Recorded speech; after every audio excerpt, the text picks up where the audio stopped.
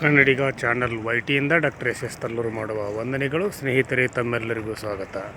ನಾನಿವತ್ತು ಮಾಡ್ತಿರ್ತಕ್ಕಂಥ ಸಂಚಿಕೆ ನಿಜಕ್ಕೂ ಕೂಡ ಇದು ಈಗ ತಾನೇ ನಡೆದಿರ್ತಕ್ಕಂಥ ಒಂದು ಸಂಚಿಕೆ ಅಂತಲೇ ನಾನು ಈ ಸಂದರ್ಭದಲ್ಲಿ ತಮಗೆ ಹೇಳಲಿಕ್ಕೆ ಬಯಸ್ತೀನಿ.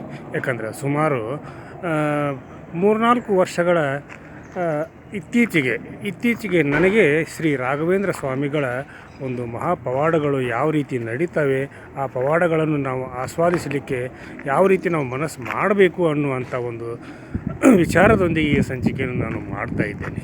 ಯಾಕಂದರೆ ನಿಜಕ್ಕೂ ಕೂಡ ಶ್ರೀ ಗುರು ರಾಘವೇಂದ್ರ ಸ್ವಾಮಿಗಳು ಇದ್ದಾರೆ ಅನ್ನೋದಕ್ಕೆ ಈ ಸಂಚಿಕೆಯೇ ಸಾಕ್ಷಿ ಅನ್ನುವಂಥ ಅಭಿಪ್ರಾಯ ನನ್ನದು.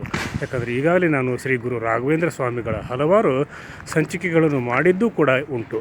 ಯಾಕಂದರೆ ಆ ಸಂಚಿಕೆಗಳು ಕೂಡ ಸತ್ಯವಾಗಿರ್ತಕ್ಕಂಥ ಸಂಚಿಕೆಗಳೇ ಅಂತೇಳಿ ನಾನು ಈ ಸಂದರ್ಭದಲ್ಲಿ ತಮಗೆ ಹೇಳಲಿಕ್ಕೆ ಇಷ್ಟಪಡ್ತೀನಿ.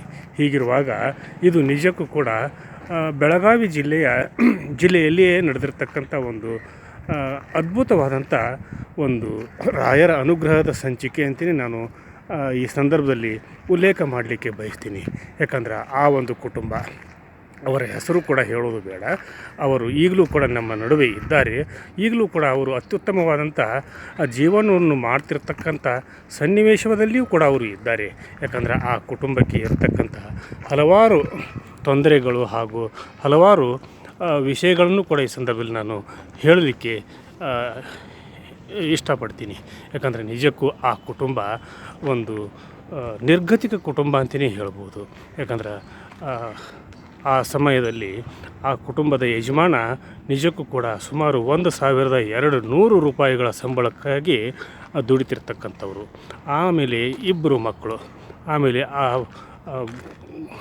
ಯಜಮಾನನ ಸಹೋದರಿಯ ಮಗನೂ ಕೂಡ ಅಲ್ಲಿಯೇ ಇದ್ದ. ಹೀಗಿರುವಾಗ ಆ ಯಜಮಾನ ಹಾಗೂ 2 ಮಕ್ಕಳು, ಆ ಇನ್ನೊಬ್ಬ ಹುಡುಗ, ಜೊತೆಗೆ ಅವನ ತಾಯಿ ಹಾಗೂ ಅವನ ಪತ್ನಿ, ಹೀಗೆ ಸುಮಾರು 5-6 ಜನ ಕುಟುಂಬದಲ್ಲಿ ವಾಸ ಮಾಡ್ತಾಯಿದ್ರು. ಹೀಗಿರುವಾಗ ಅವರ ಪತ್ನಿಯೂ ಕೂಡ TCH ಕೂಡ ಪಾಸ್ ಮಾಡಿರ್ತಕ್ಕಂಥ ಸಂದರ್ಭದಲ್ಲಿ ಅವರಿಗೆ ಸರ್ಕಾರಿ ಉದ್ಯೋಗ ದೊರೆಯದೆ ಖಾಸಗಿ ಒಂದು ಶಾಲೆಯಲ್ಲಿ ಶಿಕ್ಷಕಿಯಾಗಿ ಕೆಲಸ ಮಾಡ್ತಾಯಿದ್ರು. ಆ ಸಮಯದಲ್ಲಿ ಆ ಶಿಕ್ಷಕಿಗೆ 400 ಸಂಬಳವನ್ನು ಕೊಡ್ತಾಯಿದ್ರು. ಹೀಗಿರುವಾಗ ಆ ಊರಿನಿಂದ ಸುಮಾರು 15-18 ಕಿಲೋಮೀಟರ್ ಅಂತರದಲ್ಲಿರ್ತಕ್ಕಂಥ ಮತ್ತೊಂದು ಗ್ರಾಮಕ್ಕೆ ಹೋಗಿ ಅವರು ಶಿಕ್ಷಕ ವೃತ್ತಿಯಲ್ಲಿ ಖಾಸಗಿ ಶಿಕ್ಷಣ ಸಂಸ್ಥೆಯಲ್ಲಿ ಕೆಲಸ ಮಾಡ್ತಾಯಿದ್ರು. ಹೀಗಿರುವಾಗ ಕಡು ಬಡತನವನ್ನೇ ಹಾಸಿ ಬಡತನವನ್ನೇ ಹೊದ್ದುಕೊಂಡು ಮಲಗಿರ್ತಕ್ಕಂಥ ಜೀವನ ಸಾಗಿಸ್ತಿರ್ತಕ್ಕಂಥ ಕುಟುಂಬ ಅವರದಾಗಿತ್ತು.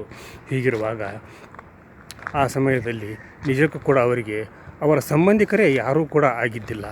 ಜೊತೆಗೆ ಅವರ ಸಂಬಂಧಿಕರೇ ಅವರಿಗೆ ಯಾವುದೇ ಒಂದು ಸಹಾಯ ಸಹಕಾರ ಹಾಗೂ ನೆರವನ್ನು ಕೂಡ ನೀಡ್ತಾ ಇದ್ದಿದ್ದಿಲ್ಲ ಅನ್ನುವಂಥ ವಾಸ್ತವ ಸಂಗತಿಯನ್ನು ಕೂಡ ಈ ಸಂದರ್ಭದಲ್ಲಿ ನಾನು ಹೇಳಲಿಕ್ಕೆ ಇಷ್ಟಪಡ್ತೀನಿ. ಹೀಗಿರುವಾಗ ಆ ಕುಟುಂಬ ನಿಜಕ್ಕೂ ಕೂಡ ಎಲ್ಲರೂ ಇದ್ದರೂ ಕೂಡ ಯಾರೂ ಇಲ್ಲದೇ ಇರತಕ್ಕಂಥ ಒಂದು ಸಂದಿಗ್ಧ ಪರಿಸ್ಥಿತಿಯಲ್ಲಿ, ಕಡು ಬಡತನದಲ್ಲಿ, ಒಂದು ಹೊತ್ತಿನ ಊಟಕ್ಕೂ ಗತಿ ಇಲ್ಲದಂಥ ಒಂದು ಸ್ಥಿತಿಯಲ್ಲಿ ಬದುಕ್ತಾ ಇರುವಾಗ ನನಗೆ ಅವರು ಪರಿಚಯ ಆದಮೇಲೆ ನಾನು ಅಲ್ಪ ಸ್ವಲ್ಪ ಅವರಿಗೆ ನನ್ನಲ್ಲಿ ಇರ್ತಕ್ಕಂಥ ಅಲ್ಪ ಸ್ವಲ್ಪ ಹಣವನ್ನು ಸಹಾಯವನ್ನು ಮಾಡಿದಾಗ ನಿಜಕ್ಕೂ ಕೂಡ ಅವರಿಗೆ ಮತ್ತೊಬ್ಬ ದೇವರೇ ಕಂಡಂತೆ ಭಾಸವಾಯಿತು.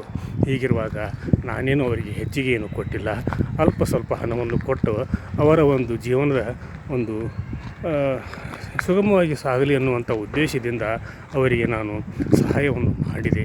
ಹೀಗಿರುವಾಗ ಚಿಕ್ಕ ಮಕ್ಕಳು, ಅದು ಕೂಡ KLE ಸ್ಕೂಲಿನಲ್ಲಿ ಓದಿಸ್ತಿರ್ತಕ್ಕಂಥ ಮಕ್ಕಳಿಗೆ ಫೀಸ್ ಕಟ್ಟಲು ಕೂಡ ಅವರಿಗೆ ಸಾಧ್ಯ ಆಗದೇ ಇರತಕ್ಕಂಥ ಪರಿಸ್ಥಿತಿ ನಿರ್ಮಾಣವಾಗಿತ್ತು. ಆ ಸಂದರ್ಭದಲ್ಲಿ ನಾನು ಕೊಟ್ಟಂಥ ಅಲ್ಪ ಸ್ವಲ್ಪ ಹಣವನ್ನು KLE ಶಾಲೆಗೆ ಮಕ್ಕಳ ಫೀಸನ್ನು ಕಟ್ಟಿ ಅವರು ವಿದ್ಯಾಭ್ಯಾಸ ಮಾಡಿಸಿದರು. ಈಗ ಆ ಮಕ್ಕಳು 2 ಗಂಡು ಮಕ್ಕಳು ಕೂಡ ಒಳ್ಳೆಯ ಉದ್ಯೋಗದಲ್ಲಿದ್ದಾರೆ. ಒಬ್ಬರು ಇಂಜಿನಿಯರಿಂಗ್ ಪದವಿ ಪಡೆದು ಬೆಂಗಳೂರಿನಲ್ಲಿ ಒಂದು ಉನ್ನತ ಹುದ್ದೆಯಲ್ಲಿ ಕೆಲಸ ಮಾಡ್ತಾಯಿದ್ದಾರೆ. ಇನ್ನೊಬ್ಬ ಮಗ CA ಚಾರ್ಟರ್ಡ್ ಅಕೌಂಟೆಂಟ್ ಆಗಿ ಕೆಲಸ ಮಾಡ್ತಾಯಿದ್ದಾನೆ. ಹೀಗಿರುವಾಗ ಅವರಿಗೆ ಸ್ವಪ್ನದಲ್ಲಿ ಶ್ರೀ ಗುರು ರಾಘವೇಂದ್ರ ಸ್ವಾಮಿಗಳು ಬಂದು, ಇಲ್ಲ, ನನ್ನ ಒಂದು ದರ್ಶನವನ್ನು ನೀವು ಮಾಡಿರಿ, ನೀವು ಮಂತ್ರಾಲಯಕ್ಕೆ ಬರ್ರಿ ಅನ್ನುವಂಥ ಒಂದು ಸೂಚನೆಯನ್ನು ಕನಸಿನಲ್ಲಿ ಬಂದಾಗ, ಸ್ವಪ್ನದಲ್ಲಿ ಬಂದು ಹೇಳಿದಾಗ ಆ ಸಮಯದಲ್ಲಿ ಅವರು ನನಗೆ ಫೋನ್ ಮುಖಾಂತರ ಈ ರೀತಿ ನಮಗೆ ಆಯಿತು, ಏನು ಮಾಡೋಣ ಸರ್ ಅಂತ ಕೇಳಿದರು. ಇಲ್ಲ, ನೀವು ಶ್ರೀ ಗುರು ರಾಯರ ಅನುಗ್ರಹಕ್ಕೆ ಪಾತ್ರರಾಗಿದ್ದೀರಿ, ಹೋಗಿ ಬನ್ನಿ ನೀವು ಅಂತೇಳಿ ನಾನು ಹೇಳಿದಾಗ ಅವರು ಮಕ್ಕಳು ಹಾಗೂ ಗಂಡನನ್ನು ಕರೆದುಕೊಂಡು ಆ ಒಬ್ಬ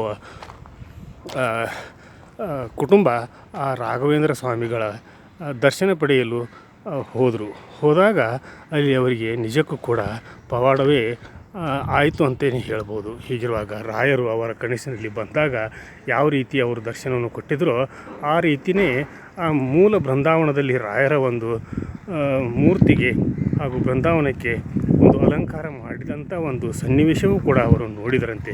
ಹೀಗಿರುವಾಗ ನಾವು ಇನ್ಮೇಲೆ ಯಾವತ್ತೂ ಕೂಡ ಶ್ರೀ ರಾಘವೇಂದ್ರ ಸ್ವಾಮಿಗಳ ಒಂದು ಕೃಪಾ ಕಟಾಕ್ಷಕ್ಕೆ ಪಾತ್ರರಾಗ್ತೀವಿ ಅನ್ನುವಂಥ ಸಂಕಲ್ಪದೊಂದಿಗೆ ಪ್ರತಿದಿನ ಅವರು ಶ್ರೀ ರಾಘವೇಂದ್ರ ಸ್ವಾಮಿಗಳ ಪೂಜೆ ಪುನಸ್ಕಾರಗಳನ್ನು ನಿಯಮ ನಿತ್ಯಗಳೊಂದಿಗೆ ಮಾಡ್ತಾ ಅವರು ರಾಯರ ಭಕ್ತರಾದ ಮೇಲೆ ಅವರು ನಿಜಕ್ಕೂ ಕೂಡ ಶ್ರೀ ಗುರು ರಾಘವೇಂದ್ರರ ಒಂದು ಪರಮ ಶಿಷ್ಯರೇ ಆದರು ಅಂತ ಹೇಳ್ಬೋದು. ಹೀಗಿರುವಾಗ ಬರ್ತಾ ಅವರ ಮಕ್ಕಳು ಕೂಡ ದೊಡ್ಡವರಾದರು. ಅವರು ಒಳ್ಳೆಯ ವಿದ್ಯಾಭ್ಯಾಸವನ್ನು ಮಾಡಿದರು, ಜೊತೆಗೆ ಒಳ್ಳೆಯ ಶಿಕ್ಷಣವನ್ನು ಪಡೆದರು. ಆಮೇಲೆ ಅವರ ಪತಿಗೆ, ಅಂದರೆ ಆ ಹೆಣ್ಣು ಮಗಳ ಪತಿಗೆ ಒಳ್ಳೆಯ ಒಂದು ಸಂಬಳವೂ ಕೂಡ ಸಿಗ್ತಾ ಬಂತು. ಈಗ ಅವರ ಜೀವನ ನಿಜಕ್ಕೂ ಕೂಡ ಬೃಂದಾವನದ ರಾಯರ ಅನುಗ್ರಹದಿಂದ ಈಗ ಅವರು ಸಂತೋಷವಾಗಿದ್ದಾರೆ, ನೆಮ್ಮದಿಯಿಂದ ಇದ್ದಾರೆ ಅನ್ನುವಂಥ ಮಾತನ್ನು ಕೂಡ ಈ ಸಂದರ್ಭದಲ್ಲಿ ನಾನು ಹೇಳಲಿಕ್ಕೆ ಇಷ್ಟಪಡ್ತೀನಿ. ಹೀಗಿರುವಾಗ ಆ ಗುರು ರಾಘವೇಂದ್ರ ಸ್ವಾಮಿಗಳನ್ನು ಯಾರು ನಂಬಿರ್ತಾರೋ ಅವರಿಗೆ ನಿಜಕ್ಕೂ ಕೂಡ ರಾಯರು ಯಾವತ್ತೂ ಕೂಡ ಕೈ ಬಿಡೋದಿಲ್ಲ.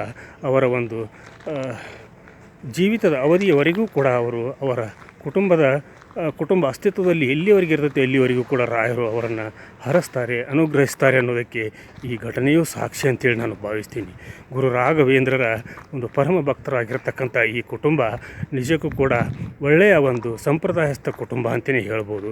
ಯಾಕಂದರೆ ಅವರಿಗೆ ಯಾರು ಏನೂ ಸಹಾಯ ಮಾಡದೇ ಇರತಕ್ಕಂಥ ಸನ್ನಿವೇಶದಲ್ಲಿ ಶ್ರೀ ಗುರು ರಾಘವೇಂದ್ರ ಸ್ವಾಮಿಗಳೇ ಅವರಿಗೆ ಸಹಾಯ ಮಾಡಿದರು. ಜೊತೆಗೆ ಅವರ ಒಂದು ಕೃಪೆಗೆ ಪಾತ್ರರಾಗಲಿಕ್ಕೆ ಇವರಿಗೆ ಸಾಧ್ಯ ಆಯಿತು. ಆ ಒಂದು ಕೃಪೆಯ ಒಂದು ದೃಷ್ಟಿಯಿಂದ ಇವರು ಇವತ್ತು ಒಳ್ಳೆಯ ಜೀವನವನ್ನು ನಡೆಸ್ತಾ ಇದ್ದಾರೆ. ಹಾಗೂ ಅವರ ಜೀವನ ಇನ್ನೂ ಎತ್ತರಕ್ಕೆ ಬೆಳೆಯಲಿ, ಆ ಮಕ್ಕಳಿಗೆ ಇನ್ನೂ ಹೆಚ್ಚಿನ ಒಂದು ಶ್ರೀ ಗುರು ರಾಘವೇಂದ್ರ ಸ್ವಾಮಿಗಳ ಒಂದು ಆಶೀರ್ವಾದ ಸಿಗಲಿ. ಜೊತೆಗೆ ಇವರು ಕೂಡ ಅವರ ಕುಟುಂಬಸ್ಥರಿಗೆ ಹಾಗೂ ಅವರ ಸಂಬಂಧಿಕರಿಗೆ ಒಳ್ಳೆಯ ಜೀವನವನ್ನು ಮಾಡ್ತಾ ಇರೋದನ್ನು ಕಂಡು ಈಗ ಅವರ ಸಂಬಂಧಿಕರೇ ಅವರ ಮನೆಗೆ ಬಂದು ಅವರ ಒಂದು ಯೋಗಕ್ಷೇಮ ಕೇಳೋದಾಗಲಿ, ಅವರಿಗೆ ಒಂದು ಸಂತೋಷವನ್ನು ಉಂಟುಪಡಿಸಲಿಕ್ಕೆ ಮಾತಾಡೋದಾಗಲಿ ನಡೀತಾ ಇದೆ. ಆದರೂ ಕೂಡ ಹಿಂದಿನದೆಲ್ಲವನ್ನು ಮರೆತಂಥ ಅವರು ಈಗಲೂ ಕೂಡ ಎಲ್ಲರ ಜೊತೆಗೂ ಕೂಡ ಅನ್ಯೋನ್ಯವಾಗಿ ಇದ್ದಾರೆ. ಹೀಗಿದ್ದರೂ ಕೂಡ ಅವರು ನನ್ನ ಜೊತೆಗೆ ಈಗಲೂ ಕೂಡ ಸಂಪರ್ಕದಲ್ಲಿದ್ದಾರೆ. ಅವರಿಗೂ ಕೂಡ ದೇವರು ಒಳ್ಳೆಯದು ಮಾಡಲಿ. ಆಮೇಲೆ ಅವರ ಸ್ವಂತ ಸಹೋದರ, ನೀವು ಇವರಿಗೆ ಇಷ್ಟು ದುಡ್ಡು ಕೊಟ್ಟಿರಿ, ಅವ್ರು ನಿಮಗೆ ಏನು ಕೊಡ್ತಾರೆ ಮುಂದೆ ಅಂತೇಳಿ ಅವ್ರು ಕೇಳಿದರೂ ಕೂಡ ದೇವರ ಒಂದು ಕೃಪೆಗೆ ಪಾತ್ರ ಆಗ್ತಕ್ಕಂತಹ ಕುಟುಂಬಕ್ಕೆ ನೆರವು ನೀಡಿದರಲ್ಲಿ ನನ್ನದೇನೂ ದೊಡ್ಡ ಪಾತ್ರ ಇಲ್ಲ. ಹೀಗಿರುವಾಗ ಅಲ್ಪ ಸ್ವಲ್ಪ ನಾನು ಸಹಾಯ ಮಾಡಿದ್ದ ಒಂದು ಅನುಗ್ರಹವೂ ಕೂಡ ಶ್ರೀ ರಾಘವೇಂದ್ರ ಸ್ವಾಮಿಗಳ ಅನುಗ್ರಹ ಅಂತಲೇ ನಾನು ಭಾವಿಸ್ತೀನಿ. ಹೀಗಿರುವಾಗ ಆ ಕುಟುಂಬ ನಿಜಕ್ಕೂ ಕೂಡ ಇವತ್ತು ದೊಡ್ಡ ಒಂದು ಒಳ್ಳೆಯ ಅನುಕೂಲಸ್ಥ ಕುಟುಂಬ ಆಗಿದೆ ಅಂತಲೇ ಸಂದರ್ಭದಲ್ಲಿ ಕನ್ನಡಿಗ ಚಾನಲ್ YTM ಮುಖಾಂತರ ನಾನು ಸಮಸ್ತ ವೀಕ್ಷಕರಿಗೆ ತಿಳಿಸಲಿಕ್ಕೆ ಹೆಮ್ಮೆ ಪಡ್ತೀನಿ. ಹೀಗೆ ಶ್ರೀ ಗುರು ರಾಘವೇಂದ್ರ ಸ್ವಾಮಿಗಳ ಒಂದು ಪವಾಡಗಳು ದಿನನಿತ್ಯ ನಡೀತಾ ಇರ್ತವೆ. ಆ ದಿನನಿತ್ಯ ನಡೀತಿರ್ತಕ್ಕಂಥ ಪವಾಡಗಳನ್ನು ನಾವು ನಮ್ಮ ಹೃದಯದಿಂದ ನೋಡಿದಾಗ ಮಾತ್ರ ನಮಗೆ ಅವು ಗೊತ್ತಾಕ್ಕವು. ಆಮೇಲೆ ಆ ಗೊತ್ತಾದಂಥ ಒಂದು ಪವಾಡಗಳನ್ನು ನಾನು ಮುಂದೆಯೂ ಕೂಡ ಪ್ರಸಾರ ಮಾಡಲಿಕ್ಕೆ ಇಷ್ಟಪಡ್ತೀನಿ. ಹೀಗಿರುವಾಗ ಈ ಗುರು ರಾಘವೇಂದ್ರ ಸ್ವಾಮಿಗಳ ಪವಾಡವನ್ನು ನೀವೆಲ್ಲರೂ ಕೂಡ ನೋಡಿ ಕಣ್ತುಂಬಿಕೊಳ್ಳಿ. ನಿಮಗೂ ಕೂಡ ಶ್ರೀ ಗುರು ರಾಘವೇಂದ್ರ ಸ್ವಾಮಿಗಳ ಒಂದು ಆಶೀರ್ವಾದ ಸಿಗಲಿ, ಅವರ ಅನುಗ್ರಹವೂ ಕೂಡ ನಿಮ್ಮ ಮೇಲೆ ಆಗಲಿ, ನಿಮ್ಮೆಲ್ಲ ಕಷ್ಟಗಳ ಪರಿಹಾರ ಆಗಲಿ ಅನ್ನುವಂಥ ಒಂದು ಸಂದೇಶದೊಂದಿಗೆ ಇವತ್ತಿನ ಸಂಚಿಕೆಯನ್ನು ಮುಗಿಸುವುದಕ್ಕಿಂತ ಪೂರ್ವದಲ್ಲಿ ಕನ್ನಡಿಗ ಚಾನಲ್ YT ಇದು ನಿಮ್ಮೆಲ್ಲರ ಚಾನಲ್ಲು, ಸಮಸ್ತ ಕನ್ನಡಿಗರ ಚಾನಲ್ಲು.